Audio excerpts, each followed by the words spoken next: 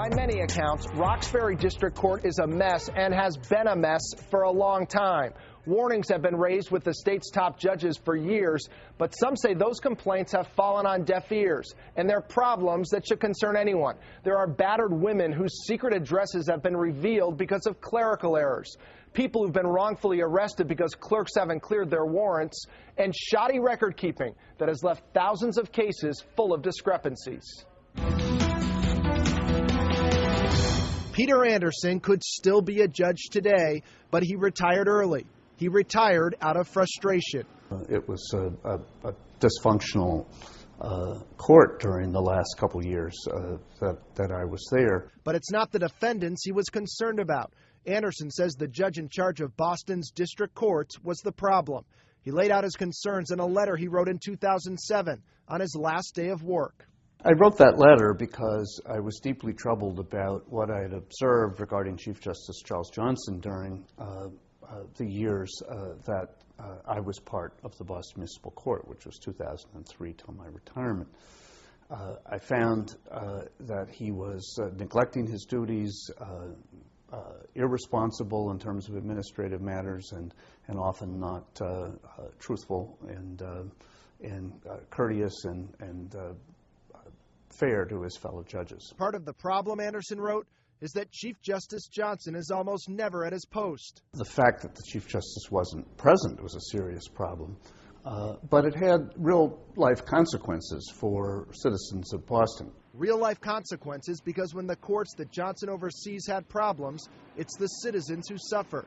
That's been the case at Roxbury District Court, the subject of criticism for years. Much of it directed at the clerk's office, overseen by this man, Michael Neighbors. Clerk Magistrate Neighbors was the subject of a 2008 FOX Undercover investigation that showed he was rarely at work. I wanted to talk to you about your work habits. Seems kind of strange finding you here because you're not at work very often. I work here. It's not just FOX Undercover that found problems. When Anderson was on the bench, court clerks weren't removing warrants on time, leading to wrongful arrests and detentions. To be suddenly arrested on a process that was invalid and held in jail till the next court setting. Some of these people were held over weekends. I mean, that's unconscionable. It was a problem that Johnson had been warned about. He knew about that problem before it reached the public's attention. When it did reach the press, and there was coverage of that issue, he claimed that he didn't know about it. It wasn't the only time Johnson and other top judges have been warned about problems with Roxbury District Court. Judge Kathleen Coffey wrote that restraining orders are not being served, the phones don't work, and the entire courthouse should be audited. And in another confidential report written just last May, Judge Robert McKenna detailed a host of problems. Civil hearings, which includes small claims court, are run with little, if any, adherence to the civil rules. Victims of domestic violence are being put at risk by incompetence because with regularity, restraining orders are prepared incompletely and/or erroneously. New addresses of abused women have been frequently revealed when they should be impounded. Had those errors not been caught before the restraining order was served, McKenna writes, the lives of seriously battered women would have been in grave danger. What's more, there are at least 3,000 cases where it's not clear whether defendants had paid the court costs they owe.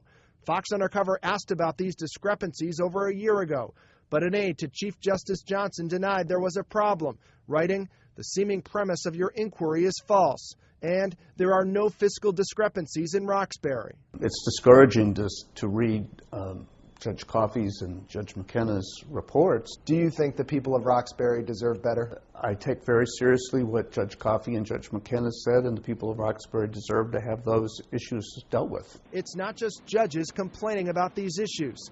In emails obtained by FOX Undercover, Boston police warned that courthouse incompetence was affecting a sex crimes case. After waiting 2 months for a hearing into whether to charge a suspect, a Boston police commander writes that if while waiting for this indecent assault and battery complaint to be ironed out, the suspect commits another act, the system would not be able to defend this inaction.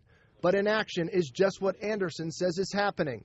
He sent his letter to two of the state's top judges, Margaret Marshall and Robert Mulligan, who's the state's top administrative judge. I didn't even get the courtesy of an acknowledgement. Why aren't these complaints being taken seriously?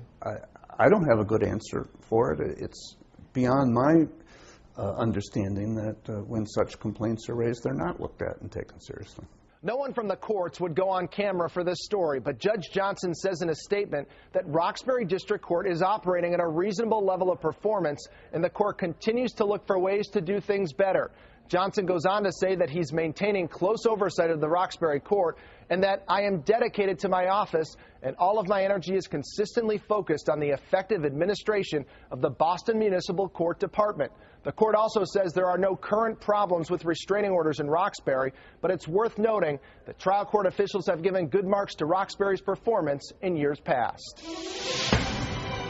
Do you have an idea for a Fox Undercover investigation? We want to hear it. Call us, 1-800-TV-FOX25. I'm Mike Bodette for Fox Undercover.